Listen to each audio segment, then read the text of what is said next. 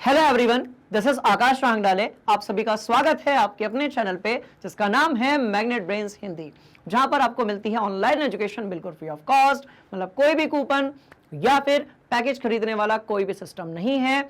हमारा सिर्फ एक ही उद्देश्य है स्टूडेंट्स, शिक्षित भारत विकसित भारत। इन्हीं बातों के साथ मैं आप लोगों को पढ़ा रहा हूं कक्षा 9वीं की रसायन विज्ञान, जिसमें आज हम देखने वाले हैं चैप्टर नंबर 4, जिसका नाम है परमाणु की संरचना। बात समझ में आ रही है? तो स्टूडेंट्स, ये चैप्टर बड़ा ही इंटरेस्टिंग है और बड़ा ही मजेदार है। इस चैप्टर में छुपा हुआ है केमिस्ट्री यानी कि रसायन विज्ञान का आधार, जहां से हम ये बता सकते हैं कि हमारे आसपास की जो दुनिया है, ठीक है, उसका सृजन कैसे हुआ है, उसका निर्माण कैसे हुआ है और वो कैसे बनी है। बात समझ में आ रही है? तो जल्दी से एक बार देख लेते हैं कि इस पूरे चैप्टर में हम किन चीजों को कवर करने वाले हैं। बात समझ में आ रही है? तो ध्यान से देखिए, कहानी बड़ी इंटरेस्टिंग है। मतलब ये कि आप अपने आसपास जितनी चीजें देखते हैं, आप अपने आसपास जितने पदार्थ देखते हैं, ध्यान से देख लीजिए कौन सी चीजें, दुनिया की बात कर लीजिए, तारे सितारे की बात कर लीजिए, किसी यौगिक की बात कर लीजिए या फिर खाने वाले समोसे की बात कर लीजिए। बात समझ में आ रही है? कहानी बड़ी इंटरेस्टिंग है। या आप किसी तत्व को समझ लीजिए, किसी विलयन के बारे में बात कर लीजिए, किसी अणु के बारे में बात कर लीजिए, या फिर आप हो गए, मैं हो गया, मिश्रण हो गया, या फिर पानी पूरी हो गई। बात समझ में आ रही है? मतलब हमारे आसपास दिखने वाली सारी चीजें जो भौतिक रूप में उपस्थित हैं, उसका जो आधार है ना, वो क्या है भाई? वो है आपका परमाणु।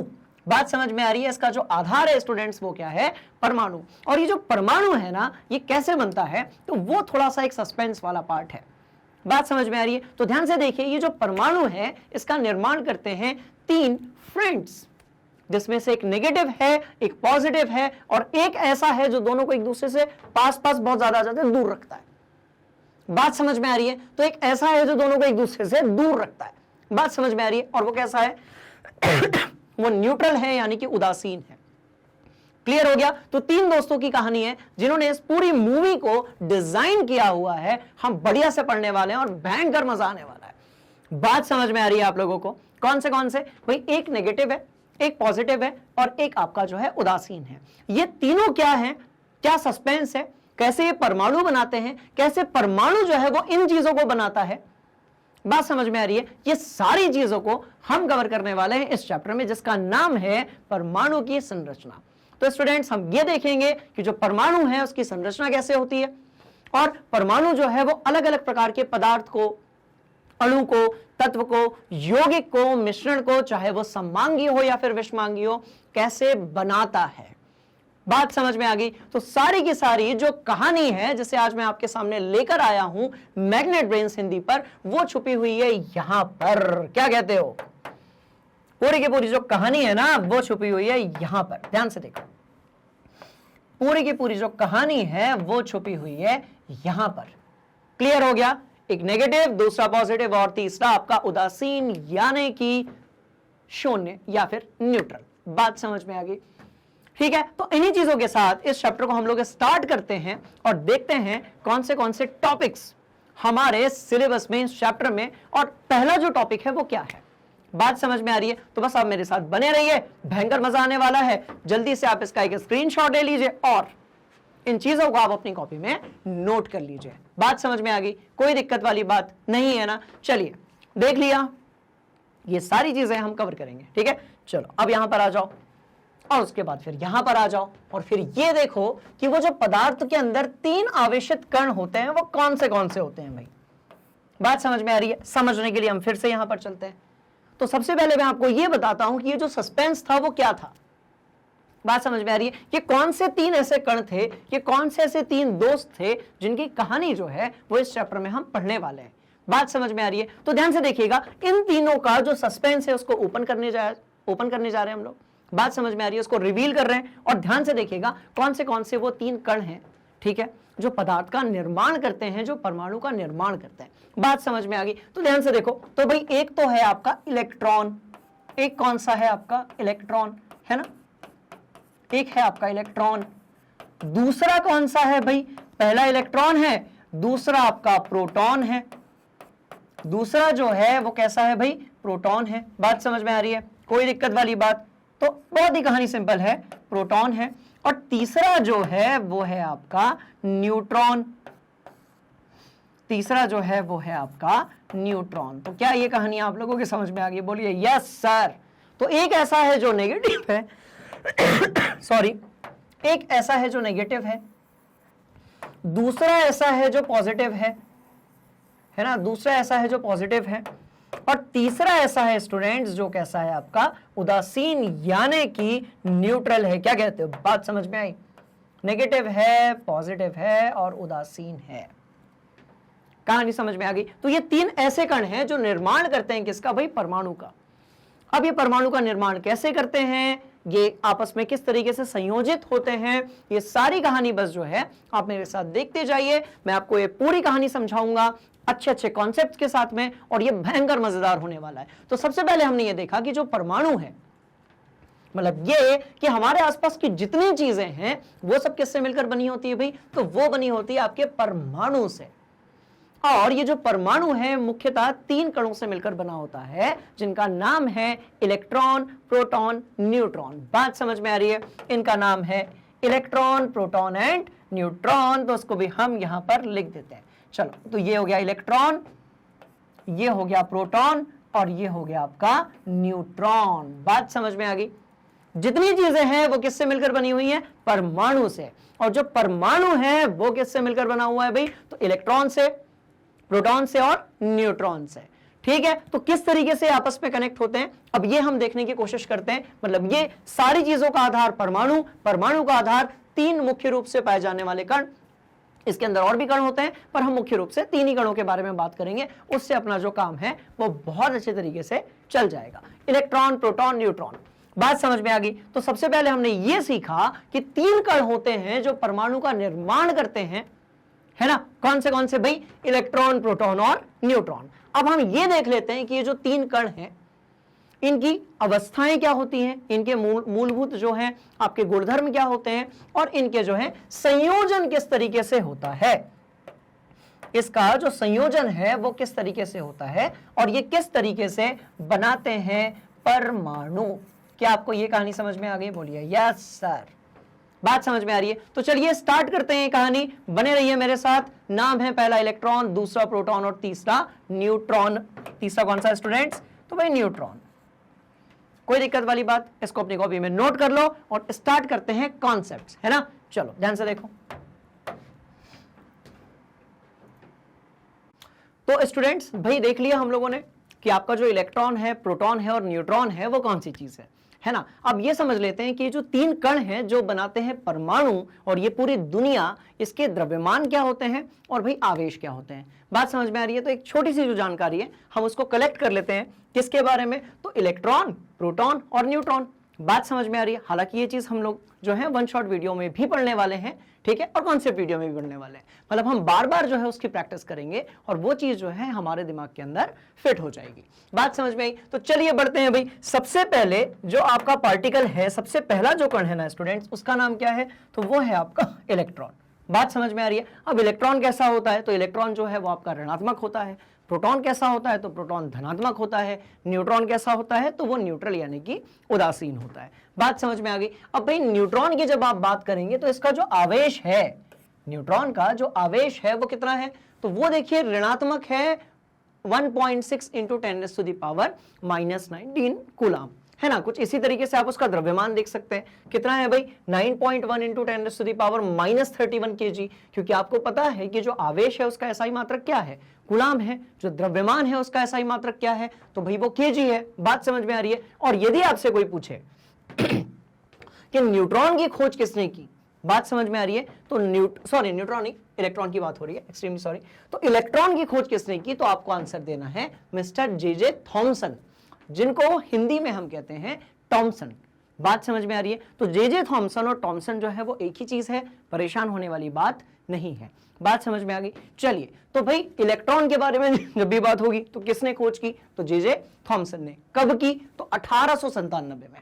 बात समझ में आ रही है? मतलब ये कि जो तीनों पार्टिकल्स हैं, तीनों कण हैं, इसमें सबसे पहले किसकी खोज हुई थी? तो इलेक्ट्रॉन की खोज हुई थी। बात समझ में आ गई? चलिए थोड़ा सा और आगे बढ़ते हैं, इलेक्ट्रॉन से चलते हैं हम किसकी तरफ? प्रोटॉन की तरफ।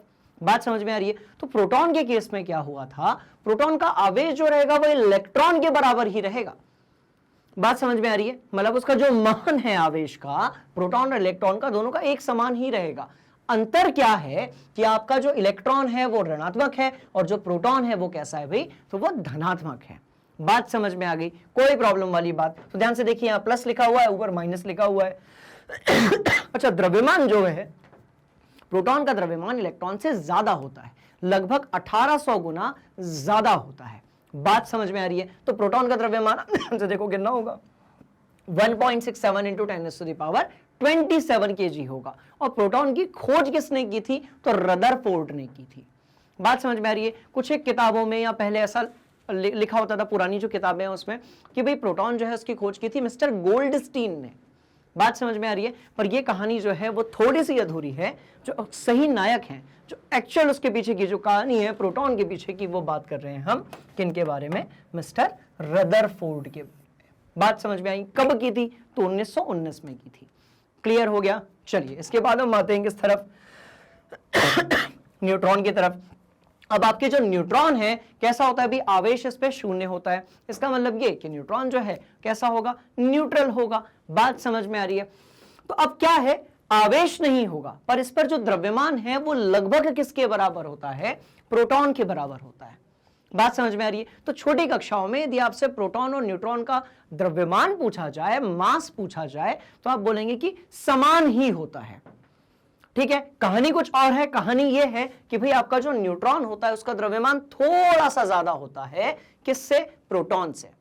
न्यूट्रॉन का द्रव्यमान प्रोटॉन से थोड़ा सा ज्यादा होता है। पर छोटी कक्षाओं में क्या होता है, हम इसे ही कंसीडर करते हैं, हम इसी बात को ध्यान में रखते हैं कि भाई दोनों का जो द्रव्यमान है वो कैसा होगा, तो एक समान होगा। बात समझ में आ गई? पक्का ना? चलो अब ध्यान से देखो, ऐसे कौन से वैज्ञानिक थे जिन्होंने न्यूट्रॉन की खोज की, तो वो थे हमारे जेम्स चैडविक, यानी कि हम उनको जे चैडविक बोलेंगे। बात समझ में आ रही? क्या होगा इनका नाम, जे चैडविक।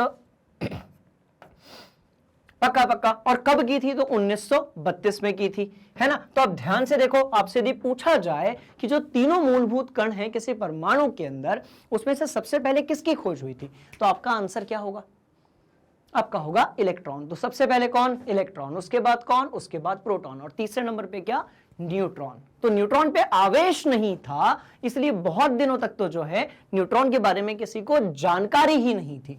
बात समझ में आ रही? क्योंकि आवेश नहीं था, तो आप जब एक्सपेरिमेंट करते थे तो वो पकड़ाई में नहीं आता था। तो ये सारी चीजों को ना इस चैप्टर में हम कवर करने वाले हैं। बात समझ में आ गई? चलिए, तो इलेक्ट्रॉन देखा, प्रोटॉन देखा, न्यूट्रॉन देखा। कुछ एक अपनी जो जानकारी है, नॉलेज है, उसको थोड़ा सा और बढ़ाते हैं। कैसे बढ़ाते हैं भाई, तो देखो अब इलेक्ट्रॉन का द्रव्यमान किसने बताया, इतना होता है, ठीक है, कहां गया, वहां पर उतना होता है, ठीक है, पर बताया किसने, मिस्टर मिलिकन ने। बात समझ में आ रही है? तो मिलिकन ने क्या किया था, ऑयल ड्रॉप एक्सपेरिमेंट किया था, और उन्होंने बताया था कि जो इलेक्ट्रॉन है उसका द्रव्यमान कितना होगा। तो इलेक्ट्रॉन का द्रव्यमान बताया था मिलिकन ने, कौन से सन में बताया था, तो कहानी बड़ी सिंपल है, 1909 में। बात समझ में आ रही है? कौन से सन में बताया था, 1909 में। कुछ इसी तरीके से नाभिक जो है वो कैसा होता है भाई, नाभिक जो होता है आपका वो होता है पॉजिटिव। नाभिक जो होता है वो कैसा होता है, धनात्मक। किसका नाभिक, तो परमाणु का। तो क्या होता है, तो अभी बस बने रहिए, मैं एक एक करके सारे मॉडल आपको पढ़ाने वाला हूं, सारी चीजें आपके दिमाग के अंदर फिट करने वाला हूं। बात समझ में आ गई? तो जो नाभिक होगा परमाणु का वो कैसा होता है भाई, पॉजिटिव होता है। किसने बताया, तो रदरफोर्ड ने बताया। कब बताया, तो 1911 में बताया। तो ये जो परमाणु के कणों की समय यात्रा है, इसको ध्यान से आप देख लीजिए। सबसे पहले जे थॉमसन जो है वो खोज करते हैं 1897 में। जैसे ही 1897 में जे थॉमसन एक ऐसे कण की खोज करते हैं जिसका जो आवेश है वो कैसा है भाई, वो है आपका ऋणात्मक। ठीक है, तो इसके बाद फिर ये बात चालू हो जाती है, क्या कोई ऐसा का आवेश होगा जो पॉजिटिव होगा, क्या कोई ऐसा आवेश होगा जो उदासीन यानी कि न्यूट्रल होगा। बात समझ में आ रही है? तो कणों के बारे में वहां से फिर जो कहानी है, परमाणु के बारे में जो वहां से कहानी है वो स्टार्ट हो जाती है। बात समझ में आ रही है? कोई दिक्कत वाली बात नहीं है ना। चलो ध्यान से ये सारी चीजों का स्क्रीनशॉट ले लो, अपनी कॉपी में नोट कर लो। बात समझ में आ गई? देख लिया? पक्का पक्का। चलिए, इलेक्ट्रॉन देख लिया, प्रोटॉन देख लिया, न्यूट्रॉन देख लिया, ये तो समझ में आ गया कि यदि आपको परमाणु के बारे में पढ़ना है तो इन 3 कणों के बारे में पढ़ना पड़ेगा। यदि आपको परमाणु के बारे में पढ़ना है तो इन 3 कणों के बारे में आपको पता होना चाहिए, क्योंकि मुख्य रूप से यही 3 ऐसे कण होते हैं जो परमाणु का निर्माण करते हैं। बात समझ में आ गई? तो कोई दिक्कत वाली बात नहीं है, इसको आप बढ़िया से अपनी कॉपी में नोट कर लीजिए। कोई भी स्टूडेंट रटेगा नहीं। कोई यदि डाउट है तो उसको कमेंट बॉक्स में पटक दीजिए, हम आपके सारे डाउट्स का यहां पर जो है निदान करेंगे। बात समझ में आ रही है? चलो, हो गया जी, कोई नहीं, कोई प्रॉब्लम वाली बात नहीं। ठीक, आगे बढ़ेंगे। इलेक्ट्रॉन देख लिया, प्रोटॉन देख लिया, न्यूट्रॉन देख लिया। अब मेरी क्लास के किसी भी स्टूडेंट को इलेक्ट्रॉन, प्रोटॉन और न्यूट्रॉन के रिलेटेड ये जो जानकारी है इसमें कोई परेशानी नहीं जानी चाहिए। बात समझ में आ गई ना? कोई दिक्कत वाली बात नहीं है ना? चलो आगे बढ़ते हैं। तो भाई, पदार्थ में कौन से आवेशित कण होते हैं इसके बारे में हमने बढ़िया से सीख लिया। बात समझ में आ गई? अब पदार्थों में जो आवेशित कण होते हैं, कौन से? इलेक्ट्रॉन, प्रोटॉन, न्यूट्रॉन, अब किस तरीके से ये परमाणु का निर्माण करते हैं इसको हम समझने की कोशिश करते हैं। पर स्टूडेंट्स, क्या है कि जो परमाणु है आपका, ये बहुत ज्यादा छोटा होता है। बात समझ में आ रही है? तो हम क्या करेंगे, बहुत शक्तिशाली यदि हमारे पास सूक्ष्मदर्शी यानी कि माइक्रोस्कोप है तो उससे भी हम नहीं देख सकते, है ना? तो इसका मतलब यह हुआ कि इसके बारे में स्टडी करना, परमाणु की जो एक्चुअल इमेज है, पिक्चर है, वो क्या होगी ये बता पाना थोड़ा तो मुश्किल रहा होगा जब वैज्ञानिकों ने इसके बारे में रिसर्च और प्रयोग जो है वो चालू किए होंगे। तो हम ये देख लेते हैं कि ऐसे कौन से मॉडल हैं परमाणु के बारे में जिसको अलग अलग वैज्ञानिकों ने दुनिया के सामने रखा। बात समझ में आ रही है? तो कणों के बारे में सीखा, बढ़िया तरीके से सीखा। आगे बढ़ते हैं और देखते हैं कौन से परमाणु मॉडल जो हैं उनके बारे में हम पढ़ने वाले हैं। ध्यान से देखो, तो जैसे 3 कण देखे थे, ऐसे ही 3 परमाणु मॉडल होते हैं जो हमारे सिलेबस में है। बात समझ में आ रही है? देखो, ये जो नंबर 3 है ना, इसको बढ़िया से याद रखो। पहला कणों के लिए इलेक्ट्रॉन, प्रोटॉन, न्यूट्रॉन। दूसरा परमाणु मॉडल के लिए कौन से? तो सबसे पहले देख रहे होंगे आप जे थॉमसन, जिनको आप मिस्टर थॉमसन भी कहते हैं। इसके बाद यहां कहीं पर रदरफोर्ड होगा। इस तरफ तीसरे नंबर पे कौन होगा? तो बोर-बर्री मॉडल होगा। बात समझ में आ रही है? तो सबसे पहले इस चैप्टर में हम कवर करेंगे जे थॉमसन का परमाणु मॉडल, जिसको हम तरबूज मॉडल भी कहते हैं। कहानी समझ में आई? तरबूज, हाँ, वो खाने वाला तरबूज। बात समझ में आ रही है? जिसके अंदर बहुत सारे काले कलर के नहीं, काले कलर के, हरे कलर के होते हैं भाई, बीज होते हैं। बात समझ में आ रही है? तो वहीं से रिलेटेड है आपका थॉमसन। कौन सा भाई? तो आपका मिस्टर थॉमसन या जे थॉमसन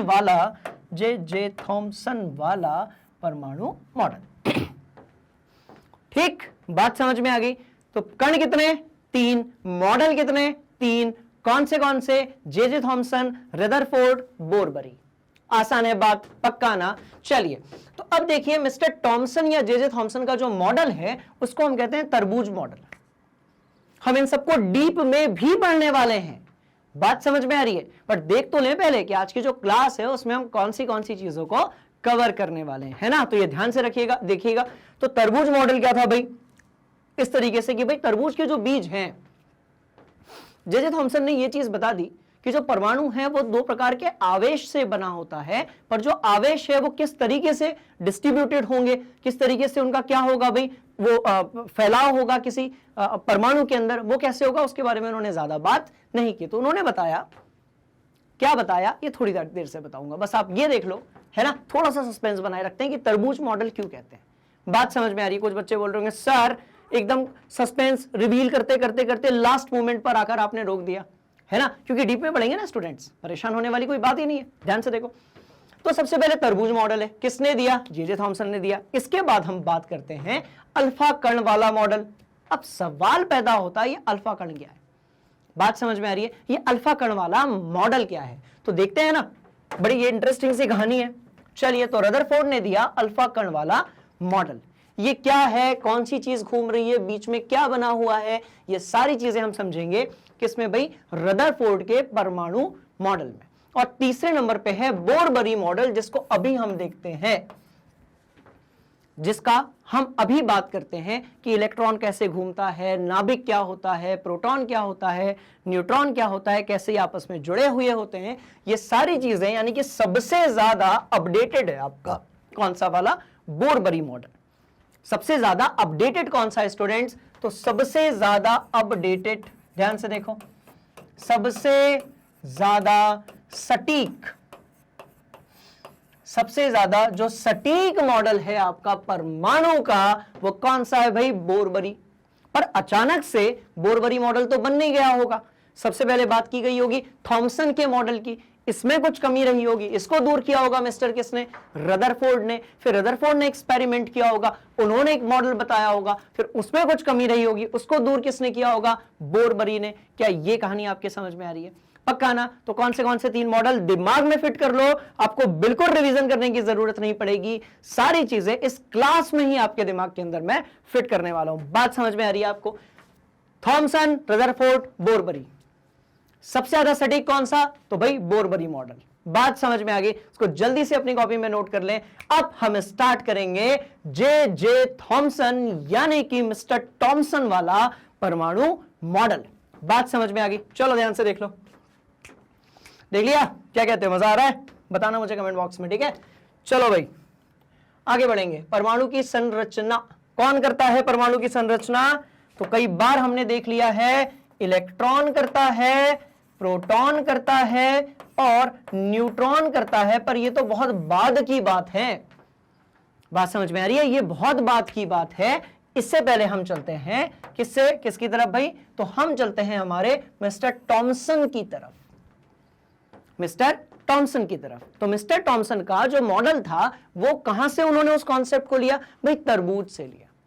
उन्होंने ये कहा कि आपका जो परमाणु है, बात समझ में आ रही है, वो कैसा होता होगा, हम यदि उसे किसी तरबूज के साथ समतुल्य माने, बात समझ में आ रही है, यदि हमारा परमाणु जो है वो तरबूज जैसा होता तो परमाणु के अंदर 2 आवेश होते, एक ऋणात्मक होता, एक धनात्मक होता।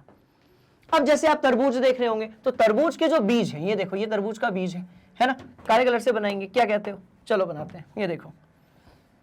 तो भाई ये तरबूज का बीज है, ये लो, ये लो, ये सारे क्या हैं, काले कलर वाले तरबूज के बीज हैं। कई बार आपको ऐसा लगता होगा ना, इतने ज्यादा बीज क्यों रहते हैं सर, बड़ी दिक्कत आती है तरबूज खाने में। पपीते में बीज क्यों होते हैं सर, बड़ी दिक्कत आती है खाने में। कहानी समझ में आ रही है? पक्का ना? चलो आगे बढ़ते हैं।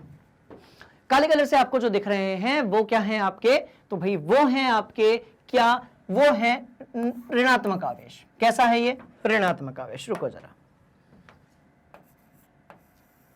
तो ये कैसा है आपका, ऋणात्मक आवेश, ठीक है, नेगेटिव आवेश। तो ध्यान से देखिए, मिस्टर थॉमसन ने क्या बताया। उन्होंने कहा कि यदि किसी परमाणु को हम तरबूज से तुलना करें तो तरबूज के जो बीज हैं वो कैसे होंगे, वो ऋणात्मक होंगे। बात समझ में आ रही है? और बचा हुआ जितना भाग है तरबूज के अंदर वो कैसा होगा, धनात्मक होगा। बात समझ में आ गई? मतलब जितने बीज हैं वो सब कैसे होंगे, ऋणात्मक होंगे। और ये जो लाल कलर का बढ़िया बढ़िया जो लगता है, जिसमें ढेर सारा पानी होता है, बात समझ में आ रही है, वो कैसा होगा भाई, है ना, तो वो होगा आपका पॉजिटिव। बात समझ में आ गई? तो इस तरीके से फिर उन्होंने कहा, अच्छा यदि ऐसा है तो हमारा जो क्या है भाई, हमारा जो परमाणु है उसको हम इस तरीके से बना देते हैं। तो ध्यान से देखिए, तो ये जो आपके नेगेटिव दिख रहे हैं, ये जो आपके ऋणात्मक दिख रहे हैं, ये क्या हो गए, तो ये हो गए बीज, ये हो गए बीज। और ये जो है आपका, ये क्या था भाई, बचा हुआ भाग। कहानी समझ में आई क्या? तो ये क्या था स्टूडेंट्स, बचा हुआ भाग। तो ये था मिस्टर थॉमसन का कौन सा मॉडल भाई, तरबूज मॉडल, यानी कि किसके लिए, परमाणु के लिए। तो ये सटीक नहीं है, पूर्णतः सही नहीं है, बट यहां से हमको क्या पता चला, यहां से हमको ये पता चला कि जो परमाणु है, ध्यान से देखिएगा, परमाणु में देखो, ध्यान से देखो, परमाणु में क्या पता चला, परमाणु में 2 आवेश होते हैं। परमाणु में जो है 2 आवेश होते हैं। कौन से 2 प्रकार के आवेश होते हैं, 2 आवेश नहीं होते हैं, 2 प्रकार के आवेश होते हैं भाई। कौन से होते हैं, तो एक आपका जो है कौन सा होगा, ऋणात्मक आवेश होगा, और दूसरा वाला जो है ना वो होगा आपका धनात्मक आवेश। कहानी समझ में आई? तो सही था गलत था इस सब के बारे में भी हम बात करेंगे, पर mister J Thomson, J Thomson, देखिए इन्होंने इलेक्ट्रॉन की खोज तो की, बात समझ में आ रही है? इन्होंने इलेक्ट्रॉन की खोज की, पर इलेक्ट्रॉन की खोज कैसे की वो अपने सिलेबस में नहीं है। बात समझ में आ रही है? तो उसको हम फिलहाल में नहीं पढ़ने वाले हैं। पर आप, मुझे पता है आप लोग जो है वो पढ़ाई लिखाई को लेकर कभी कभी बहुत ज्यादा इंटरेस्टेड होते हैं और आप लोगों का नॉलेज भी बहुत अच्छा होता है, मैंने कमेंट बॉक्स में देखा है। पक्का पक्का तो ये अपने सिलेबस में नहीं है कि थॉमसन ने इलेक्ट्रॉन की खोज कैसे की। बात समझ में आ रही है? खोज की सिर्फ ये हमारे सिलेबस में, तो कैसे की आप मुझे कमेंट बॉक्स में बताइएगा, जिसका सबसे अच्छा आंसर होगा, बात समझ में आ रही है, उससे मैं बात करूंगा इस पर्टिकुलर मॉडल के बारे में। क्लियर हो गया? चलिए आगे बढ़ते हैं। तो भाई थॉमसन का जो परमाणु मॉडल था उससे एक बात तो क्लियर थी कि आपका जो परमाणु होता है उसके अंदर पॉजिटिव यानी कि धनात्मक आवेश भी होता है और ऋणात्मक आवेश भी होता है। बात समझ में आई? और उसका जो वितरण है वो कैसे होता है भाई? तो उसके लिए उन्होंने हेल्प ली किसकी? तरबूज की। और क्या कहा? तरबूज के जो बीज रहेंगे, बीज बात समझ में आ रही है? वो कैसे रहेंगे आपके? तो वो रहेंगे आपके ऋणात्मक यानी कि नेगेटिव। और तरबूज का जो बचा हुआ भाग है, लाल वाला भाग, हरा वाला भाग, बात समझ में आ रही है, वो क्या होगा आपका? धनात्मक। तो तरबूज पूरा कैसा है? धनात्मक है, और जहां जहां पर बीज है वो ऋणात्मक है। तो कुछ इस तरीके से उन्होंने तरबूज का जो मॉडल है, बात समझ में आ रही है, उसको परमाणु के मॉडल को, परमाणु का जो मॉडल है तरबूज के मॉडल से समझने की उन्होंने कोशिश की। बात समझ में आ गई? तो क्या देखा? परमाणु का जो मॉडल है उसमें दो प्रकार होंगे परमाणु में। कौन से के? एक आपके धनात्मक और दूसरे आपके ऋणात्मक। बात समझ में आ गई? तो इसको बढ़िया से अपनी कॉपी में नोट कर लो। कर लिया? अब स्टूडेंट सवाल पैदा होता है कि सर अभी जो हम परमाणु का मॉडल पढ़ रहे हैं वो ये वाला तो नहीं है, मतलब ये कि इसमें कुछ कमी रही होगी। बिल्कुल कमी रही होगी। इसमें जो आपके धनात्मक आवेश है और ऋणात्मक आवेश का जो वितरण है, बात समझ में आ रही है, वो कैसा था? वो बिल्कुल सटीक नहीं था। क्यों नहीं था? तो भाई देखिए, परमाणु आपका बहुत छोटा होता है। जब आप उस पर प्रयोग करना स्टार्ट करते हैं, जब आप उस पर रिसर्च करना स्टार्ट करते हैं, तो जरूरी थोड़ी कि पहली बार में ही पूरा पता चल जाए। जरूरी थोड़ी है कि पहली बार में ही आपको मैग्नेट ब्रेन्स हिंदी जो है वो मिल गया होगा यूट्यूब पे। बात समझ में आ रही है? पर जब मिला उसके बाद फिर आपको समझ में आया ना कि बढ़िया तरीके से तैयारी हम कैसे कर सकते हैं। कहानी समझ में आ रही है? तो जरूरी नहीं है कि पहली बार में ही जो परमाणु का मॉडल मिला, राइट, वो बिल्कुल सटीक होगा। तो कमी क्या थी कि भाई आपका जो इलेक्ट्रॉन है, प्रोटॉन है, इसके बारे में उन्होंने कोई बात नहीं की। प्रोटॉन जैसी कोई चीज होती है इसके बारे में उन्होंने बताया ही नहीं। ठीक है। दूसरी बात, ऋणात्मक आवेश और धनात्मक आवेश का जो वितरण है किसी परमाणु के अंदर, वो सटीक तरीके से उन्होंने नहीं दिया। पर उन्होंने ये चीज दुनिया को जरूर बता दी कि आपका आपका आपका आपका आपका जो परमाणु होता है, आपका जो परमाणु होता है उसके अंदर दो प्रकार के आवेश तो होते ही होते हैं, दो प्रकार के कण तो होते ही होते हैं। एक पॉजिटिव होगा यानी कि धनात्मक, और दूसरा कैसा होगा भाई? ऋणात्मक। बात समझ में आ गई? चलो इसको बढ़िया से नोट कर लो। तो मॉडल क्या था ये बता दिया मैंने आपको, कमी क्या थी ये बता दिया मैंने आपको, इलेक्ट्रॉन की खोज किसने की थी ये भी बता दिया मैंने आपको। आप मुझे क्या बताएंगे? इलेक्ट्रॉन की खोज कैसे हुई थी। बात समझ में आ गई? तो यदि हम इस वाले फ्लो चार्ट को देखें तो अभी हमने कौन सी चीज कवर की भाई? तो हमने कवर कर लिया स्टूडेंट्स हमारा जे थॉमसन का परमाणु मॉडल। बात समझ में आई? अब ध्यान से देखो, अब बढ़ते हैं किसकी तरफ? रदरफोर्ड की तरफ।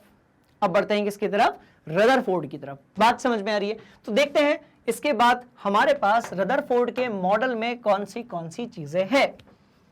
ठीक, तो अब देखो स्टूडेंट्स, कहानी बड़ी इंटरेस्टिंग है और मजेदार तो है ही। ठीक है, ध्यान से देखना, ऐसे नहीं ऐसे नहीं ऐसे नहीं। रदरफोर्ड का नाम ऐसे लिखेंगे हम। बात समझ में आ रही है? तो रदरफोर्ड ने अपने परमाणु मॉडल में क्या कहा, ये क्या यहां से निकल रहा है, उधर पे क्यों ऐसा वो स्पार्क बन रहा है, वहां पर कौन सी चीज बनी हुई है, इन सबको समझने से पहले हम दो तीन जो चीजें हैं ना उसको अपने दिमाग में फिट कर लेते हैं। बात समझ में आई? क्या कहते हो? तो रदरफोर्ड के परमाणु मॉडल में हम दो तीन चीजें पढ़ने वाले हैं। एक तो निष्कर्ष देखेंगे, अवधारणाएं देखेंगे और क्या कमियां थी वो देखेंगे, और वो जो वहां पर हो रहा है वो क्या कहानी है उसको भी हम समझने की कोशिश करेंगे। चलो ध्यान से देखो, ध्यान से देखो, सारी चीजें हमने देख ली है ना स्टूडेंट्स। अब एक बड़ी इंपॉर्टेंट चीज, भैया आपको पता है कि जो मूलभूत कण होते हैं जिससे परमाणु का निर्माण होता है वो दो प्रकार के होते हैं, पॉजिटिव होता है और नेगेटिव होता है ना। अब एक चीज बढ़िया से देख लीजिए, जो पॉजिटिव और पॉजिटिव होते हैं उनके बीच में प्रतिकर्षण होता है, यानी कि रिपल्शन होता है। मतलब ये कि एक पॉजिटिव कण दूसरे वाले पॉजिटिव को अपने से दूर भेजेगा, दोनों के बीच में प्रतिकर्षण होगा। बात समझ में आ रही है। पर पॉजिटिव और नेगेटिव के बीच में क्या होगा, आकर्षण होगा। कुछ इसी तरीके से नेगेटिव और नेगेटिव के बीच में भी क्या होगा, प्रतिकर्षण होगा। बात समझ में आ रही है, तो उसको हम समझने की कोशिश करते हैं। मतलब ये ध्यान से देखो, ध्यान से देखो, ध्यान से देखो है ना, ध्यान से देखो, आवेशों के बीच में, आवेशों के बीच क्या देख रहे हैं भाई हम, तो हम देख रहे हैं खेल। आवेशों के बीच में कैसा खेल होता है, क्योंकि परमाणु पढ़ रहे हैं तो आवेश को समझना बहुत जरूरी है। इलेक्ट्रॉन नेगेटिव है, प्रोटॉन पॉजिटिव है, न्यूट्रॉन यानी कि उदासीन है, उसके पास कोई भी आवेश नहीं है। चलिए, तो हम देख रहे हैं आवेशों के बीच का खेल कैसे होगा समझते हैं। ठीक है जी, चलो ध्यान से देखो।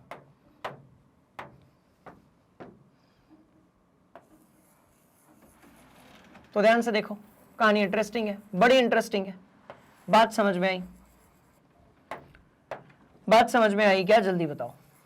आई ना, कोई दिक्कत वाली बात नहीं है ना।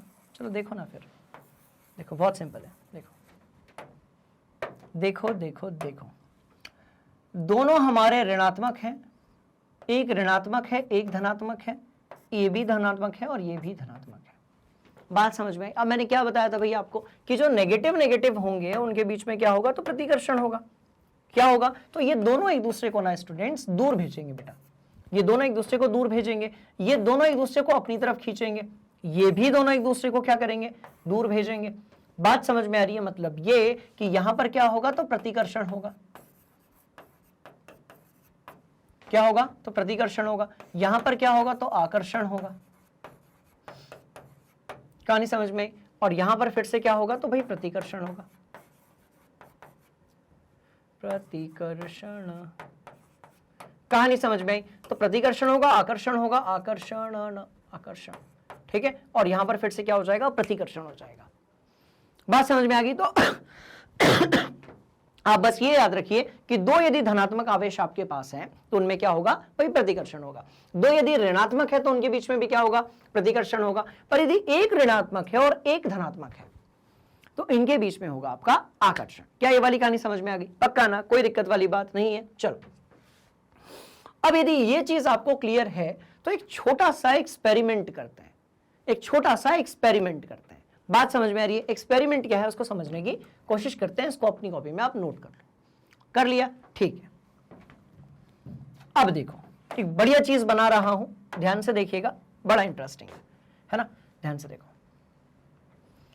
भाई, सबसे पहले तो एक गोला बनाते हैं अपन। गोला थोड़ा सा बिगड़ गया। सबसे पहले तो एक गोला बनाते हैं, है ना। ध्यान से देखना, बड़ा ही आहा बन गया गोल, लगभग चलेगा, ठीक है। अब बीच में जो है एक बढ़िया चीज बनाते हैं, नाभिक बनाते हैं बीच में। बीच में एक ऐसी चीज बनाते हैं जो आपकी कैसी है भाई, कॉमन सेंस वाली बात है। इसका एक्सपेरिमेंट से लेना देना है या नहीं है, ये आपके समझ में आ जाएगा। बात समझ में आ रही है। चलिए, तो बीच में जो चीज रखी हुई है, ठीक है, ये कैसी है आपकी समझने के लिए, तो भाई ये है आपकी धनात्मक यानी कि पॉजिटिव। ये है आपकी धनात्मक यानी कि पॉजिटिव। बात समझ में आई। अब ध्यान से देखो, यहां से रेस लगाते हैं। यहां से क्या लगाते हैं स्टूडेंट्स, रेस लगाते हैं। ध्यान से देखना, तो रेस कैसे लगाएंगे, तो भाई सबसे पहले तो यहां से एक लाइन ऐसे खींच लो, है ना। एक लाइन यहां से हमने ऐसे खींच ली, ये खींच ली, ये खींच ली, हाँ ये लाइन बना ली हमने। बात समझ में आई। अब हम कुछ ऐसे कण लेते हैं, देखिए वो तो धनात्मक है ही, अब हम कुछ ऐसे कण लेते हैं जो भी धनात्मक है, लेते हैं। चलो ध्यान से देखो, तो एक ये हो गया आपका, एक ये हो गया आपका, एक यहीं पर रखा हुआ है। ऐसे हमारे पास कुछ एक हमने धनात्मक जो है कण ले लिए हैं। बात समझ में आ गई। ऐसे ऊपर नीचे बहुत सारे आपने धनात्मक कर ले लिए, बस ये समझ लेना उसके बाद मैं रदरफोर्ड के पास भी लेकर जा रहा हूं। बात समझ में आ गई? ठीक है, तो इसको ध्यान से देख लेना। इसके बाद मैं आपको रदरफोर्ड के मॉडल के पास भी लेकर जा रहा हूं। भाई पॉजिटिव है, पॉजिटिव है, पॉजिटिव है, पॉजिटिव है, positive, positive, B positive, B positive, B positive. बात समझ में आ गई? चलो, बात समझ में आ गई, चलो आगे बढ़ते हैं। तो भाई क्या है, यहां पर एक बड़ा सा आपका पॉजिटिव आवेश है, धनात्मक आवेश है, यहां पर भी बहुत सारे हैं। अब ये रेस लगाते हैं। बात समझ में आ रही है? अब ये सारे के सारे जो हैं ये किस तरफ जाने की कोशिश कर रहे हैं? भाई इस तरफ जाने की कोशिश कर रहे हैं, ऐसे ऐसे। बात समझ में आ रही है? बस बने रहिए, बने रहिए, बने रहिए। बड़ा इंटरेस्टिंग है, बड़ा आसान है ये सब। ठीक है, ठीक है। देखो ये सारे के सारे जो हैं वो इस तरफ जाने की कोशिश कर रहे हैं। अब क्या होगा, क्या बताया था, यदि एक धनात्मक आवेश है और दूसरा वाला भी धनात्मक आवेश है तो दोनों के बीच में क्या होगा? प्रतिकर्षण होगा। बात समझ में आ गई है ना? मतलब ये क्या होगा, ध्यान से देखो।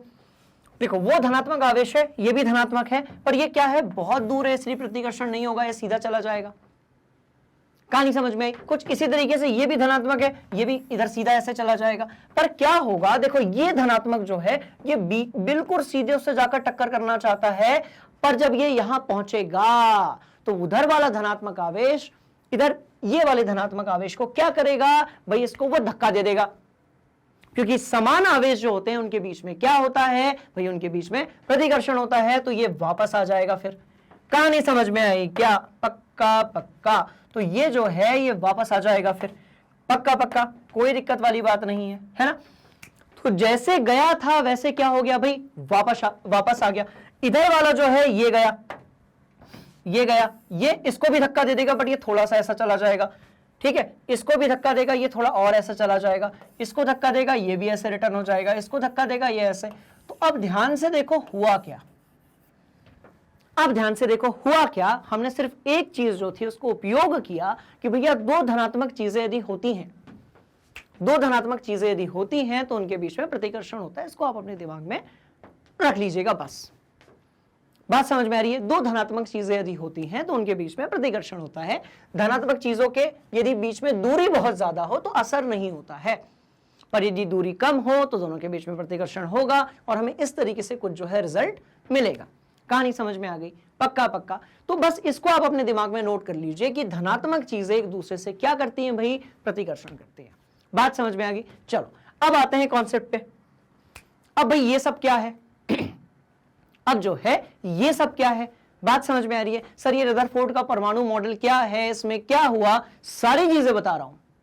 बात समझ में आ गई? तो ध्यान से देखो किया क्या था इन्होंने क्या किया, देखो इन्होंने भाई सबसे पहले तो अल्फा कण का प्रकीर्णन किया।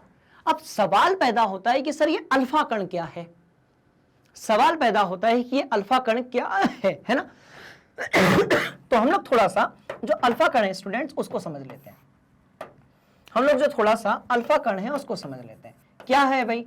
ठीक है, तो क्या देखा था, एक बात बताओ मेरे को, कहां है कहां है कहां है कहां है कहां है, यहां है। इलेक्ट्रॉन आपका नेगेटिव है, प्रोटॉन आपका पॉजिटिव है, न्यूट्रॉन आपका शून्य आवेश वाला है। न्यूट्रॉन के पास द्रव्यमान तो है पर आवेश नहीं है। बात समझ में आ गई?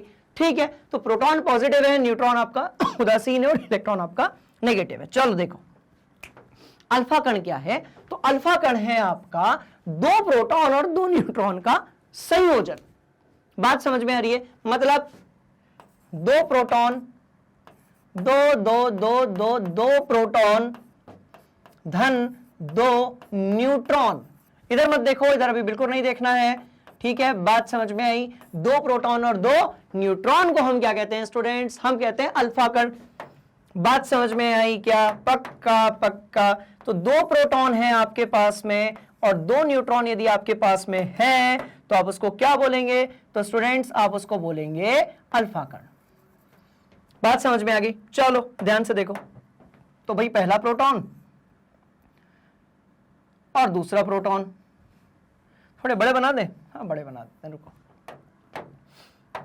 देखो दो प्रोटॉन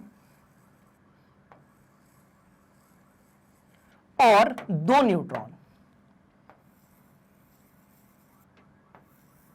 दो प्रोटॉन और दो न्यूट्रॉन। कहानी समझ में आ रही है?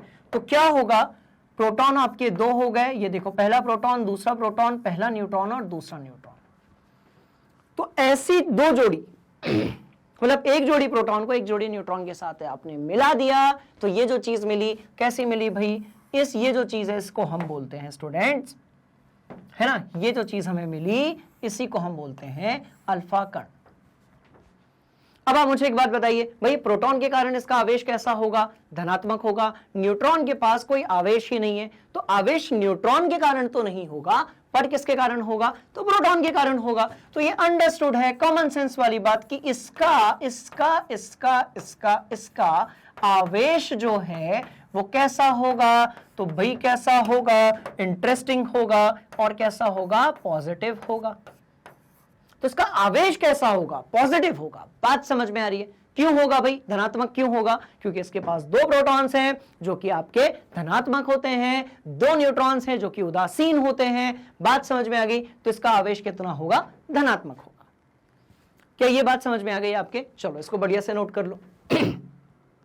तो अब आपका जो अल्फा कण है वो कैसा है, तो वो धनात्मक है। अब आपको ना थोड़ा थोड़ा कनेक्ट हो रहा होगा, सर ने थोड़ी देर पहले क्या बनाया था, ये यहां पर क्या खेल चल रहा है, ये सारी चीजें अब थोड़ी थोड़ी आपके दिमाग में क्लिक कर रही होगी। कहानी समझ में आई क्या, तो चलिए अल्फा कण कैसा है आपका, पॉजिटिव है। इसको बढ़िया से अपनी कॉपी में नोट कर लो। कर लिया, पक्का ना, कोई दिक्कत वाली बात नहीं है, चलो समझते हैं, ठीक है। तो अल्फा कण कैसा है, पॉजिटिव है। क्या है इसके अंदर, तो 2 प्रोटॉन है और 2 न्यूट्रॉन है। तो आप इसे हीलियम का नाभिक भी कह सकते हैं। हीलियम आपका जो तत्व है उसके परमाणु में 2 प्रोटॉन होते हैं, 2 न्यूट्रॉन होते हैं, 2 इलेक्ट्रॉन होते हैं।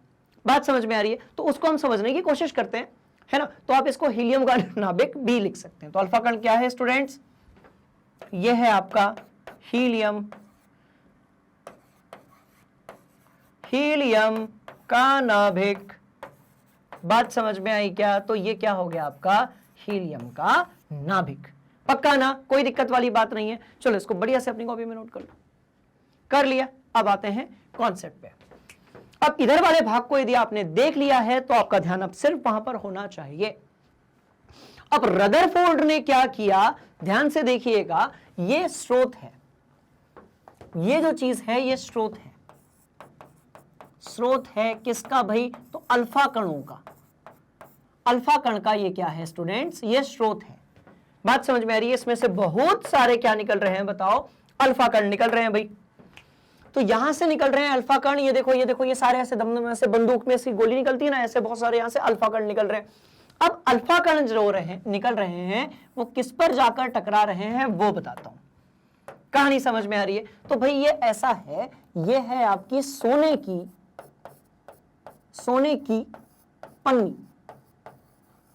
सोने की आप झिल्ली कह सकते हो, सोने की बिल्कुल महीन परत आप कह सकते हो, या सोने की पन्नी कह सकते हो। बात समझ में आ रही है। तो भैया बड़ा खर्चा हुआ था, अच्छे से पढ़ना इस चैप्टर को, परमाणु को समझने में बड़ा खर्चा किया था मिस्टर रदरफोर्ड ने। बात समझ में आ रही है, सोना चांदी उपयोग किया था। क्लियर हो गई कहानी, तो ध्यान से देखो क्या है, मजेदार है ना। तो ध्यान से देखो हुआ क्या भाई, क्या हुआ, इस स्रोत से क्या निकल रहे हैं, अल्फा कण। क्या होते हैं अल्फा कण, तो 2 प्रोटॉन 2 न्यूट्रॉन, ठीक है। आवेश कैसा होता है, तो धनात्मक होता है। तो यहां से निकल रहे हैं बहुत सारे अल्फा कण। बात समझ में आ गई, यहां से निकल रहे हैं बहुत सारे अल्फा कण। किससे टकरा रहे हैं भाई, सोने की पन्नी से टकरा रहे हैं। जब इससे टकरा रहे हैं तो क्या हो रहा है, अब ध्यान से देखना, यहां पर यहां पर यहां पर क्या हो रहा है, स्पार्क पैदा हो रहा है, चिंगारी पैदा हो रही है। बात समझ में आई, इधर से अल्फा कण निकले, सोने की पन्नी पर गए, वहां से इसको क्रॉस किया, और ये यहां पर देखो देखो देखो ऐसे स्पार्क पैदा हो रहे हैं। तो सवाल पैदा होता है कि सर अल्फा कण जो थे वो बहुत सारे सीधे चले गए, तो 2-3 इधर गए, रिटर्न कोई भी नहीं आया, ये सब हुआ क्या, ये सब हुआ क्या। तो इसको थोड़ा सा और डीप में समझने के लिए ऊपर वाले डायग्राम पे चलते हैं हम। बात समझ में आ गई, तो अल्फा कण समझ लिया, सोने की पन्नी समझ ली, ये जो स्क्रीन बना हुआ था ये समझ लिया, देखो ऊपर भी बना हुआ है। बात समझ में आ गई। अब ध्यान से देखो, यहां से निकले अल्फा कण, बहुत सारे यहां से क्या निकले भाई, अल्फा कण निकले। अच्छा, ये जो गोल वाला है ये क्या है, प्रतिदीप्त आवरण है। क्या है, प्रतिदीप्त आवरण, जिससे कोई कण टकराएगा तो चमक पैदा होगी। बात समझ में आ रही है, प्रतिदीप्त आवरण है, कोई कण यदि उससे टकराएगा तो क्या पैदा होगी, चमक पैदा होगी। तो देखो हो रही है, ध्यान से देखो, धम धम धम धम ऐसे क्या हो रही है, चमक पैदा हो रही है। बात समझ में आई क्या? इंटरेस्टिंग है ना? पक्का पक्का। और क्या लिखा है भाई? पतली सोने की पन्नी, एकदम पतली सोने की यहां पर पन्नी रखी हुई है। अब आप मुझे बताइए, क्या नीचे वाला जो डायग्राम है वो ऊपर वाले डायग्राम के साथ कनेक्टेड है या फिर नहीं है ना? मुझे कमेंट बॉक्स में बताइएगा। पक्का पक्का। अब सोने की, पतली सोने की जो पन्नी है, जब अल्फा कण उसमें से क्रॉस कर रहे हैं तो क्या हो रहा है? ध्यान से देखो, ठीक है? तो क्या हो रहा है कि जब अल्फा कण इसमें से क्रॉस कर रहे हैं तो बहुत सारे अल्फा कण ऐसे हैं स्टूडेंट्स जो सीधे चले गए। देखो, ये यहां पर चमक पैदा की, यहां चमक पैदा की, इधर अंदर की तरफ की, अंदर की तरफ, है ना? तो बहुत सारे अल्फा कण जो थे वो कहां चले गए भाई? वो तो अंदर की तरफ चले गए। कुछ एक अल्फा कण ऐसे थे, कुछ एक अल्फा कण ऐसे थे जो कि कैसे हो गए? वापस हो गए। कुछ समझ में आया? मतलब अल्फा कण की जो ये यहां से बीम निकली थी, किरण निकली थी, जिसमें ढेर सारे अल्फा कण थे जो कि कैसे होते हैं? धनात्मक होते हैं। और किससे मिलकर बने होते हैं? प्रोटॉन एंड न्यूट्रॉन से मिलकर बने होते हैं। जब यहां से अल्फा कण निकले निकले निकले और किससे टकराए? सोने की पन्नी से, सोने की झिल्ली से। तो हुआ क्या? तो अधिकतर अल्फा कण जो थे वो सीधे चले गए। ध्यान से देखो, अधिकतर अल्फा कण जो थे वो कैसे चले गए? सीधे चले गए। देखो, सीधे चले गए। बहुत कम जो थे वो रिटर्न आ गए, बहुत कम जो थे वो डिफ्लेक्ट हो गए। बात समझ में आ रही है? बहुत कम ऐसे अल्फा कण थे जो रिटर्न आ गए। अधिकतर कैसे चले गए भाई? सीधे चले गए। कहानी समझ में आई? अब क्या हुआ, अंदर की जो बात है वो बताने जा रहा हूं मैं आपको। बात समझ में आई? तो देखो, सोने की पन्नी ली, ध्यान से एक बार पूरा रिवाइज कर लो। कोई डाउट है तो मुझसे पूछ लो। बात समझ में आ रही है? कमेंट बॉक्स में, है ना? चलिए चलिए चलिए। तो क्या देखा रदरफोर्ड ने क्या देखा? ये जब एक्सपेरिमेंट रदरफोर्ड जी ने किया तो उन्होंने ये देखा कि अब अधिकतर जो अल्फा कण हैं वो तो भाई सीधे चले गए। मतलब यहां से बहुत सारे अल्फा कण ऐसे आ रहे थे, ये सोने की झिल्ली थी, सीधे चले गए। एक दो जो थे वो रिटर्न हो गए, ऐसे एक दो रिटर्न हो गए। अधिकतर जो थे वो सीधे चले गए। मतलब कुछ तो खेल है यहां पर। बात समझ में आ रही है? तो उसको समझाने के लिए उन्होंने फिर एक डायग्राम और बनाया और उन्होंने ये बताया कि भाई जो वो सोने की आपकी पन्नी है, ठीक है, हम यदि उसके एक परमाणु को माने, क्योंकि आपको पता है कि दो सोने की यदि पन्नी होगी तो उसके अंदर एक परमाणु थोड़ी होगा, उसके अंदर ढेर सारे परमाणु होंगे। तो उन्होंने एक परमाणु जो है ना, एक परमाणु को आधार बनाकर फिर उन्होंने एक परमाणु से समझाने की कोशिश की हमें कि जो परमाणु है वो किस प्रकार का होता है और अल्फा कणों का उस परमाणु के साथ क्या लेना देना है। बात समझ में आ रही है? चलो इसको बढ़िया से अपनी कॉपी में नोट कर लो।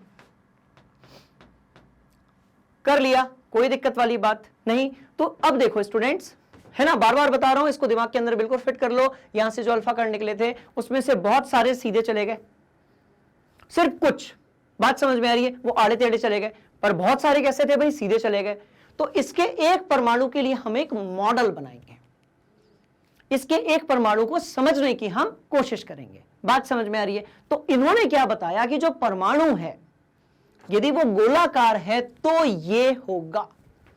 ध्यान से देखो, क्या कहते हो? पढ़ तो हमने पहले ही लिया, बात समझ में आ रही है? बस मैंने उपयोग नहीं किए थे वो शब्द जो मुझे अब उपयोग करने चाहिए। तो ये सभी क्या थे भाई? जल्दी बताओ। ये सभी थे आपके अल्फा कण। तो अब मैं इसकी हेडिंग लिख सकता हूं जिसका नाम है रदरफोर्ड।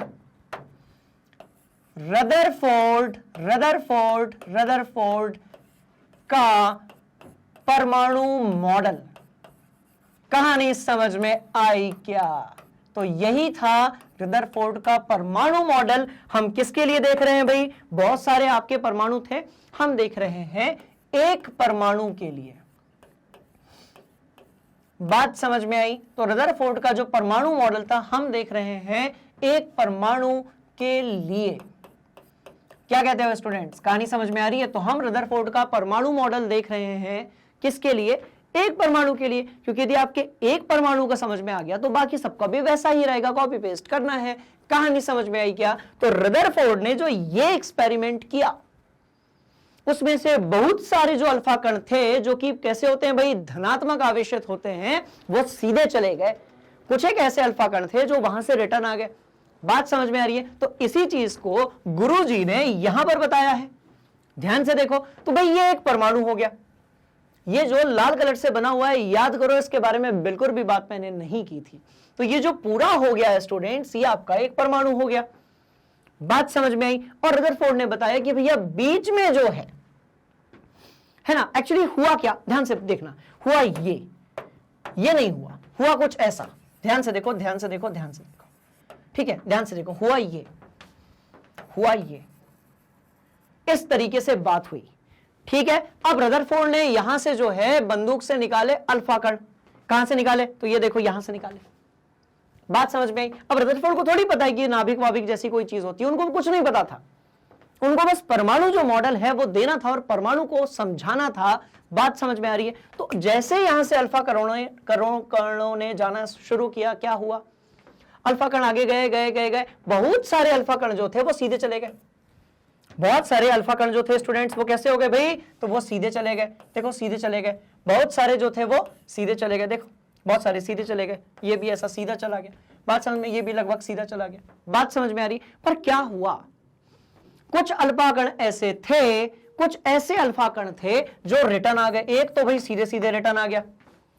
तो उन्होंने देखा कि यदि ये जो परमाणु जैसी जो चीज है, ये जो बड़ा सा गोला दिख रहा है, इसके नाभिक में, इसके सेंटर में, इसके केंद्र में कुछ तो है भाई। बात समझ में आ रही है? तो रदरफोर्ड को यह पता चला कि इसका जो केंद्र है ना, यहां पर कुछ तो है। बात समझ में आ रही है? ये जो केंद्र है यहां पर कोई ऐसी चीज है जिसका आवेश कैसा होगा? धनात्मक होगा। क्यों होगा? क्योंकि भाई ये भी कैसा है? धनात्मक है। कुछ समझ में आया क्या? मतलब ये कि जो धनात्मक आवेश ऐसा गया और फिर रिटर्न आ गया, मतलब वहां से किसी ने प्रतिकर्षण बल तो लगाया है। कॉमन सेंस उपयोग करो। बात समझ में आ रही है? मतलब ये कि जो धनात्मक आवेश यहां से गया, अल्फा कण यहां से गया, फिर रिटर्न आ गया, मतलब यहां पर कुछ ऐसा है जो कैसा है भाई? धनावेशित है। बात समझ में आ रही है? तो फिर उन्होंने बताया कि वो जो चीज वहां पर धनावेशित है उसी को हम बोलेंगे नाभिक। कुछ समझ में आया आपके? नहीं आया? आया नहीं आया? जल्दी बताओ। बिल्कुल आ गया होगा। बढ़िया तरीके से हमने एक्सपेरिमेंट किया। मतलब यहां पर ऐसी कोई चीज है जिसके पास जो आवेश है वो कैसा है भाई? पॉजिटिव है। कहानी समझ में आई? अभी तक न्यूट्रॉन की बात नहीं हुई, प्रोटॉन की बात नहीं हुई, अभी सिर्फ एक ऐसी चीज के बारे में बात हुई जो कैसी है? पॉजिटिव है। और ये जो पॉजिटिव चीज है इसको उन्होंने कहा नाभिक। क्या कहा? उन्होंने कहा न्यूक्लियस या फिर नाभिक। बात समझ में आई? पक्का? तो इस तरीके से नाभिक की खोज हुई। मतलब यहां पर कुछ ऐसा था जो कि पॉजिटिव था, तब तो उसने इसको धक्का दिया ना, वापस कर दिया ना। यहां पर कुछ ऐसा था जो पॉजिटिव था, धनावेशित था, तब तो ये पॉजिटिव अल्फा कण जो जा रहा था उसको उसने धक्का दे दिया। क्या आपको ये वाली कहानी समझ में आई? तो इस तरीके से नाभिक की खोज हुई। और फिर रदरफोर्ड ने क्या क्या बताया, इसको हम समझने की कोशिश करते हैं। कहानी समझ में आ गई? तो ये जो चीज है, ये रदरफोर्ड का मॉडल था भाई आपके एक परमाणु के लिए। किसके लिए? एक परमाणु के लिए। कहानी समझ में आई क्या? पक्का? कोई डाउट वाली बात यदि है तो आप उसे कमेंट बॉक्स में पूछ लीजिए स्टूडेंट्स। बात समझ में आ गई? चलो, तो अल्फा कण इस तरीके से आपके आगे गए, बहुत सारे सीधे चले गए, कुछ जो थे वो तितर बितर हो गए, इधर आगे पीछे आ गए। तो वही जो कुछ रिटर्न आए वो ये थे ना। देखो ना, सब कुछ तो कहानी आपकी आंखों के सामने है। बात समझ में आ रही है? ये सेम चीज आप 11th क्लास में भी पढ़ेंगे, 11th क्लास के सेकेंड चैप्टर में, केमिस्ट्री में। बात समझ में आ रही है? तो यदि आपके आसपास कोई 10th, 11th, 12th के स्टूडेंट्स हैं जिनको ये टॉपिक यदि क्लियर नहीं है तो आप उन्हें भी बता दीजिए कि भैया मैग्नेट ब्रेन्स हिंदी पर जो है कॉन्सेप्ट चल रहा है। किसके बारे में? रदरफोर्ड के परमाणु मॉडल के बारे में। क्लियर हो गया कॉन्सेप्ट? चलो देखो, बहुत सारे सीधे, कुछ रिटर्न हो गए। क्या ये सारी चीजें अब आपके दिमाग में बढ़िया तरीके से फिट हो गई है ना? तो वो आपका था रदरफोर्ड का अल्फा कण प्रकीर्णन मॉडल। ठीक है, अब परमाणु के बारे में उन्होंने क्या बताया समझ लेते हैं ना। ये सब तो देख लिया हम लोगों ने। अब देखो, रदरफोर्ड के परमाणु मॉडल का जो परिणाम था वो क्या था? यही चीज को ये देखो ना, क्या हमने ये पहले ही देख लिया था? और ये देखो, तो आपसे यदि डायग्राम पूछा जाएगा तो आप ये बनाएंगे। बात समझ में आ रही है? अब यहां से क्या निकल रहे हैं भाई? बहुत सारे अल्फा कण निकल रहे हैं। क्या होते हैं अल्फा कण? तो वो भी बनाया जाएगा, बस आप बने रहिए, सब बनाया जाएगा। बात समझ में आई? तो ये अल्फा कण है, ये सारे के सारे स्टूडेंट्स क्या हैं? अल्फा कण है। क्या आपको ये कहानी समझ में आई? पक्का ना, मुझे बताइएगा, ठीक है। चलो, कोई भी बच्चा रटेगा नहीं, सीखना है सारे कॉन्सेप्ट्स को। अल्फा कण कैसे हैं भाई, तो आपके पॉजिटिव हैं, धनात्मक हैं, धनात्मक हैं, धनात्मक हैं, धनात्मक, धनात्मक, धनात्मक, और धनात्मक के बीच में क्या होता है, तो प्रतिकर्षण होता है, एक दूसरे से दूर भागते हैं। बात समझ में आई क्या? तो ध्यान से देखो, एक अल्फा कण जो है वो उस तरफ जा रहा था, ऐसा गया था, इस तरीके से इस तरफ जा रहा था, और यदि रिटर्न आ गया, इसका मतलब ये हुआ कि वो जो चीज है बीच में, इसको हम कहते हैं नाभिक। क्या कहते हैं स्टूडेंट्स? नाभिक कहते हैं। ये कैसा है भाई, तो ये आपका पॉजिटिव है। क्या आपको ये बात समझ में आई? बोलिए यस सर, पक्का ना। तो ये जो चीज है नाभिक, वो कैसा होगा? पॉजिटिव होगा। और यदि नाभिक पॉजिटिव होगा, इसका मतलब उसमें पक्का प्रोटॉन होंगे, जिसको हमने समझ भी लिया है और देख भी लिया है। बात समझ में आई क्या? तो देखो क्या हुआ, अधिकतर अल्फा कण जो थे वो सीधे चले गए, एक जो था वो रिटर्न आ गया। एक मतलब बहुतों में एक रिटर्न आ गया, एक दो ऐसे थे जो इधर उधर चले गए, और हम बनाते तो और भी हो जाते। तो ये था परमाणु किसके हिसाब से भाई? ये था परमाणु रदरफोर्ड के हिसाब से। पर ये तो हमने बातें अभी जो है वो समझ ली, पर हम इसको लिखेंगे कैसे? बात समझ में आ रही है? हम इसको लिखेंगे कैसे? तो हम उस तरफ इस कहानी को थोड़ा सा लेकर चलते हैं। अब इसका भी स्क्रीनशॉट लीजिए और उसको बढ़िया तरीके से अपनी कॉपी में बनाइए। यहां दिक्कत जा रही है तो ये बनाइए सारी चीजें, तैयारी में कोई कमी नहीं रहनी चाहिए स्टूडेंट्स। बात समझ में आ गई? As it is same topic हम पढ़ेंगे कक्षा 11वीं के रसायन विज्ञान में। बात समझ में आ रही है? सेम टॉपिक, और बड़ा इंपॉर्टेंट है, इससे तो एक सवाल भी आता है कई बार। बात समझ में आ रही है? चलो, हो गया, देख लिया। चलो अब चलते हैं कॉन्सेप्ट्स की तरफ। क्या कहते हो? अब क्या निष्कर्ष निकला? रदरफोर्ड के परमाणु मॉडल का परिणाम क्या निकला, निष्कर्ष क्या निकला, उसको समझने की कोशिश करते हैं। ठीक है, ध्यान से देखो। तो भाई यहां पहुंचे हम लोग, है ना। अब देखो, एक मिनट। हाँ, बात तो बिल्कुल सही है। परमाणु के भीतर का अधिकतर भाग खाली है। परमाणु के भीतर का अधिकतर भाग कैसा है भाई? खाली है, क्योंकि अधिकतर अल्फा कण बिना विक्षेपित हुए सोने की पनी से बाहर निकल जाते हैं। बात तो सही कर रहे हैं बाबूजी। देखो, अधिकतर कण जो हैं वो बिना विक्षेपित किए भाई सीधे निकल गए। इसका मतलब क्या हुआ कि ये जो परमाणु है इसके थोड़ी सी जगह में नाभिक है, और अधिकतर जो वॉल्यूम है, आयतन है, वो कैसा है? तो वो खाली पड़ा हुआ है। बात समझ में आई क्या? पक्का ना। तो पहला वाला पॉइंट क्लियर हो गया। बहुत कम कण अपने मार्ग से विक्षेपित होते हैं, जिससे यह ज्ञात होता है कि परमाणु में धन आवेशित भाग बहुत कम है। बात समझ में आ रही है? धन आवेशित भाग तो है पर बहुत कम है। तो है ना, बहुत कम तो है। ध्यान से देखो, कहां है भाई? नाभिक में है, थोड़ी सी जगह में धन आवेशित है, बाकी पूरा जो है वो खाली पड़ा हुआ है। बात समझ में आ रही है? तब तो धन और धन के बीच में ऊपर नीचे जो है कोई प्रतिकर्षण हुआ ही नहीं। कहानी समझ में आई क्या?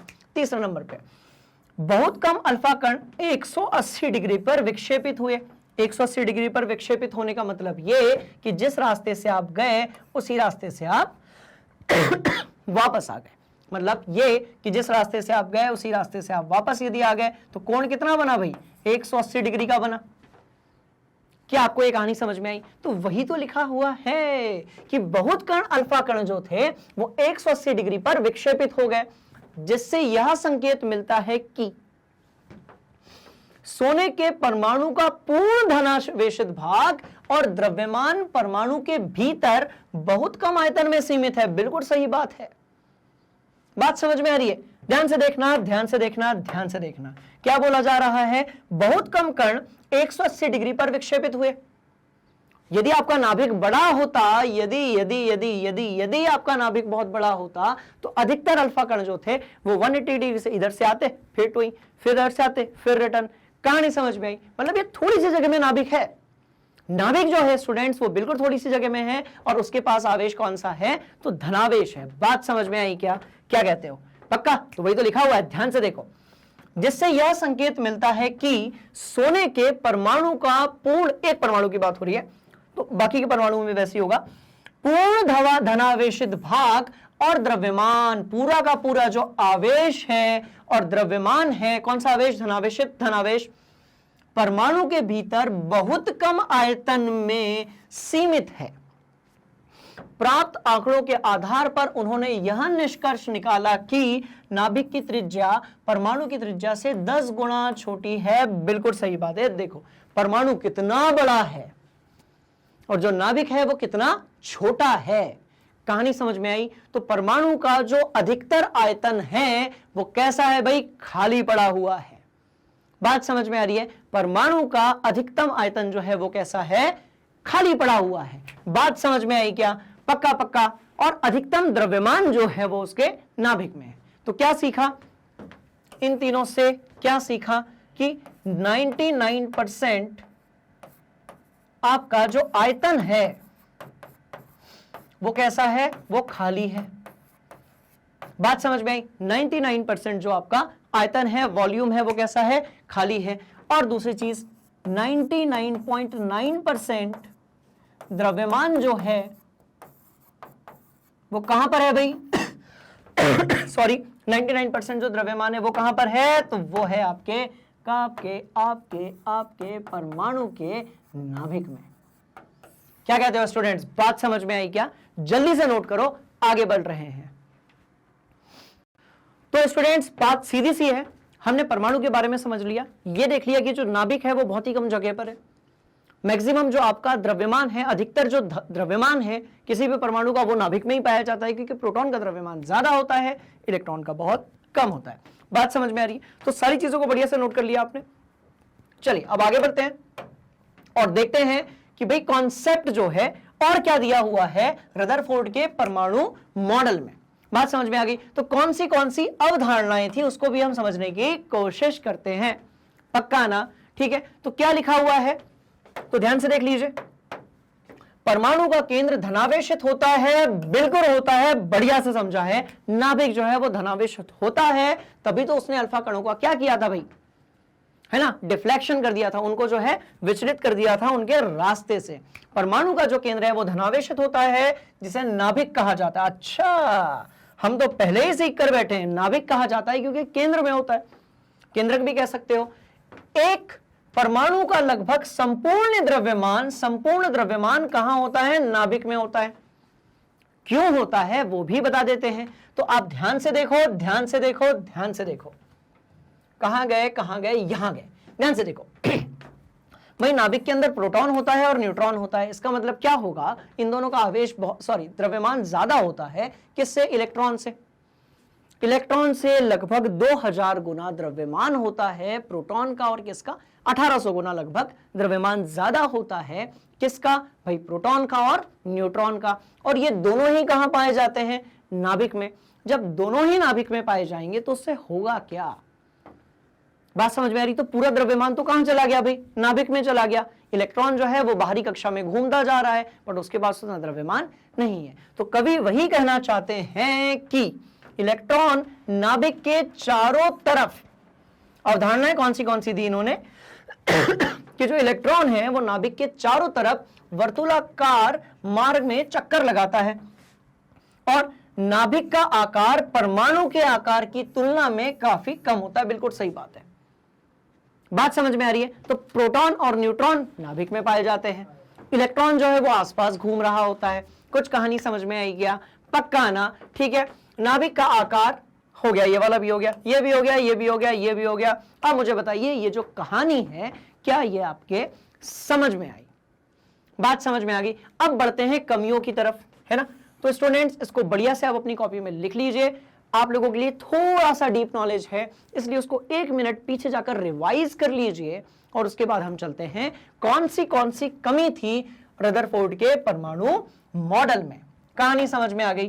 पक्का। चलो देखते हैं। तो स्टूडेंट्स अब रदरफोर्ड के मॉडल से हमें यह पता चल गया कि भाई जो इलेक्ट्रॉन है वो बाहर की तरफ रहते हैं, नाभिक के अंदर आपका प्रोटॉन रहता है, नाभिक बहुत छोटा है, सारा का सारा द्रव्यमान नाभिक में रहता है। बात समझ में आ रही है? मतलब जो परमाणु है उसके बारे में काफी कुछ चीजें जो थी वो रदरफोर्ड के मॉडल में हमें मिल गई। पर क्या था कि भाई यहां पर भी एक कमी तो थी, और ये कमी क्या थी कि जो इलेक्ट्रॉन है वो घूमते हुए कहां से किससे टकरा जाएगा? नाभिक से। मतलब रदरफोर्ड ने जो भी मॉडल दिया उसके हिसाब से ये हमें ऐसा लगा बात समझ में आ रही है कि जो इलेक्ट्रॉन है एक समय बाद वो घूमते घूमते घूमते घूमते घूमते घूमते घूमते किससे टकरा जाएगा भाई? तो देखते हैं किससे टकरा जाएगा। तो देखो ये था नाभिक। कहानी समझ में आ रही है? ये कौन सी चीज थी? तो ये नाभिक था। तो इलेक्ट्रॉन घूमते घूमते किससे टकरा जाएगा? नाभिक से टकरा जाएगा। पर यदि ऐसा होगा तो बोर-बरी का जो एक्चुअल मॉडल है वो देखो, वो अलग है, ये अलग है। बात समझ में आ रही है? इलेक्ट्रॉन यहां कक्षा में घूम तो रहा है पर घूमते घूमते कहां गिर जाएगा? वो नाभिक में, जो कि पॉसिबल नहीं था। तो ये इकलौती कमी थी किसमें भाई? रदरफोर्ड के मॉडल में। और भी बहुत सारी चीजें थी जैसे रदरफोर्ड का जो मॉडल था वहां पर आपने न्यूट्रॉन के बारे में कोई बात नहीं की। बात समझ में आ रही है? तो अभी तक न्यूट्रॉन की कोई बात ही नहीं हुई। न्यूट्रॉन की खोज जो है वो कब हुई? ध्यान से देखो आप, यही तो कहानी है। न्यूट्रॉन की जो खोज है वो कब हुई? तो न्यूट्रॉन की खोज हुई आपके 1932 में, और रदरफोर्ड का मॉडल जो था वो कब आया? 1919 के आसपास। कहानी समझ में आ रही है? मतलब ये पहली चीज ध्यान से देखिएगा, पहली कमी ये थी कि जो इलेक्ट्रॉन है वो घूमते घूमते कहां पर गिर जाएगा? नाभिक में, जो कि सत्य नहीं है। दूसरा, न्यूट्रॉन के बारे में कोई जानकारी नहीं थी। तीसरा, इलेक्ट्रॉन अलग अलग कक्षाओं में घूमते हैं, जैसा कि सटीक मॉडल में पता चला है, जो कि मिस्टर बोर और बरी ने दिया था। इसके बारे में कोई जानकारी नहीं थी। बात समझ में आ रही है? तो हम काफी कुछ हमने परमाणु के बारे में सीख तो लिया, पर अभी जो है परमाणु का एक्चुअल जो मॉडल है, जो एक्चुअल उसका जो सही वाला स्वरूप है, उसके बारे में हमें फिलहाल में जानकारी नहीं है। बात समझ में आ गई? तो हमने जे थॉमसन देख लिया, हमने रदरफोर्ड देख लिया, कहानी समझ में आई। अब हम बढ़ रहे हैं किसकी तरफ? बोर-बरी की तरफ। क्लियर हो गया? तो चलिए इसको भी हम कनेक्ट करने की कोशिश करते हैं। बात समझ में आ गई? तो हमने सारी चीजें देख ली, एक बार जल्दी से देख लो आप। हमने कमियां देख ली, हमने जो है रदरफोर्ड का मॉडल देख लिया।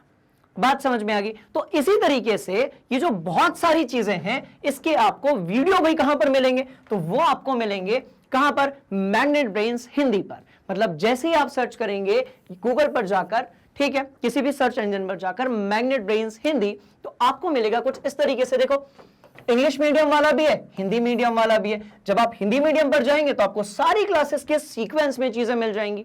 बात समझ में आ रही है? अब जब आप पहुंचेंगे कौन सी कक्षा में? 9वीं कक्षा में, 10वीं में पहुंचेंगे, 9वीं में पहुंचेंगे, सारा का सारा जो यहां पर कंटेंट है वो अवेलेबल है आप लोगों के लिए बिल्कुल फ्री ऑफ कॉस्ट। मतलब कोई भी कूपन सिस्टम नहीं, कोई भी पैकेज सिस्टम नहीं, कोई भी चीज खरीदने की जरूरत नहीं है। आपको अपनी पढ़ाई जारी रखने के लिए एक छोटा सा क्लिक करना है। बात समझ में आ रही है? जैसे आप यहां पर क्लिक करेंगे आपके सामने होगा कुछ ऐसा। मतलब ये कि क्लास 9th का हर चीज जो है, भौतिक विज्ञान हो गया, रसायन विज्ञान हो गया, सामाजिक विज्ञान हो गया, और जल्द ही जो बचे हुए विषय हैं, बात समझ में आ रही है, उन सबके भी वीडियोस बिल्कुल फ्री ऑफ कॉस्ट आपके सामने अवेलेबल है। आपको क्या करना है भाई? वॉच नाउ करना है। क्यों करना है? रिजल्ट अच्छा लाना है, दैट्स ऑल। जैसे ही आपने यहां पर वॉच नाउ किया, आपको मिलेगा आपका हर चैप्टर बेहतरीन तरीके से, आपका पूरा का पूरा फुल कोर्स बिल्कुल फ्री ऑफ कॉस्ट। अब हर चैप्टर में हम कौन सी चीजें देखेंगे भाई? तो हम कॉन्सेप्ट वीडियोस देखेंगे। जैसे आज हमने बढ़िया तरीके से रदरफोर्ड का मॉडल समझा, जे थॉमसन का मॉडल समझा, उसी तरीके से उस चैप्टर का हम वन शॉट रिवीजन देखेंगे। कभी आप जल्दी में हैं तो पूरा चैप्टर एक ही फ्रेम में देख लें। उसके बाद उस पर्टिकुलर चैप्टर के हम एनसीईआरटी सॉल्यूशंस देखेंगे, एमसीक्यू क्वेश्चंस देखेंगे, प्रीवियस ईयर क्वेश्चंस देखेंगे, इंपॉर्टेंट क्वेश्चंस देखेंगे। बात समझ में आ रही है? मतलब ये कि किसी भी चैप्टर को लेकर पूरा का पूरा जो कंटेंट है वो अवेलेबल है मैग्नेट ब्रेन्स हिंदी पर।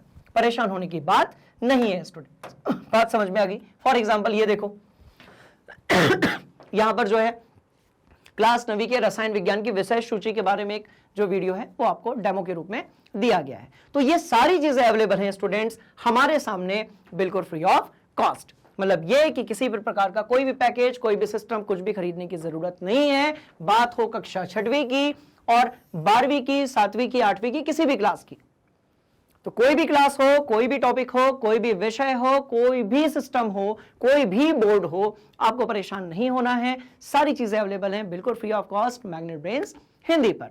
तो मैं आपसे मिलता हूं इसी चैप्टर को कंटिन्यू करते हुए अगली वीडियो में। तब तक के लिए आप मैग्नेट ब्रेन्स हिंदी को लाइक कीजिए, शेयर कीजिए और सब्सक्राइब कीजिए। Thank you so much.